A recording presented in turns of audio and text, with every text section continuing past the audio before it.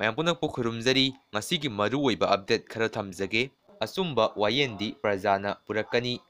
ꯄ꯭ꯔꯖꯥꯅ ꯑꯩꯒꯤ ꯄꯨꯝꯅꯃꯛꯅꯤ ngasi Manipur ima lebaksida tariba pirangsi lemnakhak mangloi Manipur imana yaifare kanglipakna yaifare haina hanagi wasi oiramba Ibotombi sakakpamna thamakli ZUF amadi NSNIM anigi marakta akanba mawongda khuthoknakhre ngasi ayuk pung 9 makhairom taba matamda None districtki manungsana leiba Sangji village ta ZUF amadi NSM IM anigi marakta akanba mawongda khuthoknariba asi khudakta lepnaba Rongmainaga Council Manipurna thadorokpa zeron amana khangalakli zeron asina makha tarduna hai nakan anigi marakta khuthoknabada nupi angang amadi khunjasing mayumdagi mapan thokpa ngamnadre haina zeron asina makha tari Laisram Kaman Babu sahi yangkai mangkhibaga mari lenana tharakhiba petitionda ngarang hearing chatharaba matung High Court na Sakar amadi GOC 57 Mountain Division da Laisram Kaman Babu mangkhibaga mari lenana tha asigi tang 18 phawbagi manungda report piraknaba khangankhre Uki militant singna hatokpikhraba makhoi tarukki manungda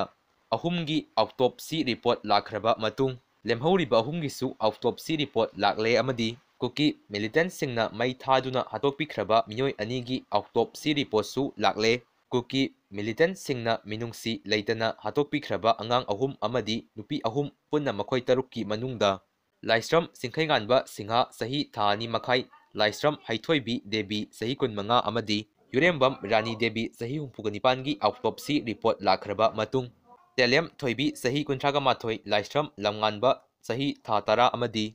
Telem Thazamanbi Devi sahi 9 gi autopsy report lakhre haina India Today NE na report tawrakhre Telem Thoibi sahi 38 gi autopsy report ki matung ina mahaki thabakta nongmai maru ahum pukta maru ama panbagi dakpham leramkhi koki sarukta akanba posak amana thombagi saru kairamkhi amadi brain loss oiramkhi khudang animak sathina soklamkhi mit animak phibam kaina leramkhi hairi Laisram Lamnganba sahina tha tara autopsy report ki matung ina mahaki oi thangba khuruda nongmai panbagi dakpham leramkhi mahaki mamit animak yaromkhide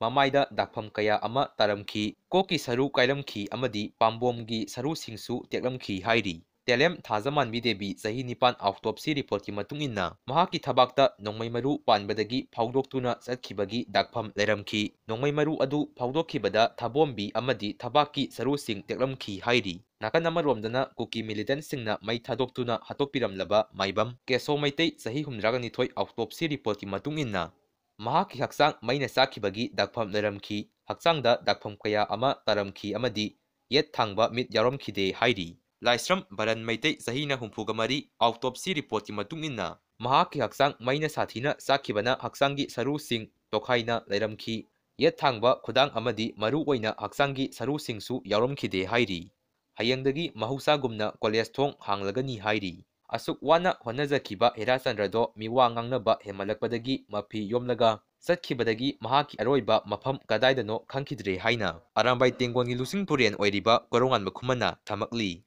Kuki haiba sa asi Prithibigi karamba mafamdagi lakpano haiba hauzik phauba hairaba scholar amadi scientist singna phauba khangba ngamdri Bangladeshta kukilen talure kaptana talakle Myanmar da amuk talure mangak kaktana talakle Assamgi Karbi Anglongdagi su nauna tanthorakle Izarenda su sifam nafam khangdrabani Nagaland amadi Meghalaya da su haudongna nga lumbadawna lummi adubu ngamloi migi government amadi prajadi sap manai Minungsi sauba khwaidagi pangba khwaidagi lingjen manadaba kanglaipaksida mangairene kukibu ningthau oina thambirasi government su miyamsu puksen yam chawi yam phai hauzik noinoigi janakhada barada lairiba muthiwau singdo ningthau ohelasi mapu aikhoi senkrasi mai thokpa minai ngaktana panba minaipur ohelasi haina Arambai Tenggongi PRO Robin Mangang Khoirakpamna thamakli